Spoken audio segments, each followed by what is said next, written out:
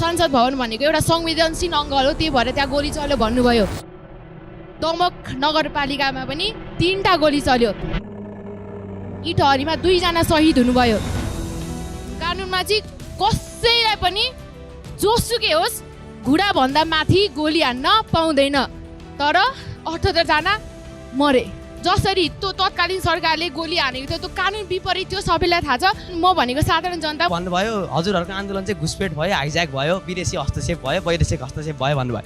हजुरहरूकै पालामा होइन र एमसिसी पास भएको, हजुरहरूले नै होइन नागरिकता विधेयक पास गर्नुभएको, अनि बारबार एडम्सलाई त राजाले नै देश निकाला गरेका थिए, हजुरहरूले नागरिकता दिनुभएको होइन। कसरी भयो त वैदेशिक हस्तक्षेप? आफैले गर्ने, आफै बोक्सी आफै धामी।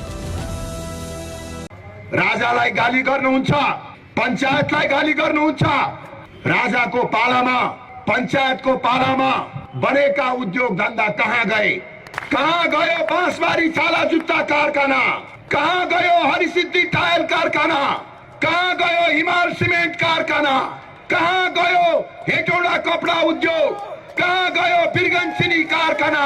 कहाँ गयो जनकपुर सुरोड कारखाना? कहाँ गयो विराटनगर जुट मिल? यस्ता थुप्रा उद्योगहरू छन्, कहाँ गयो?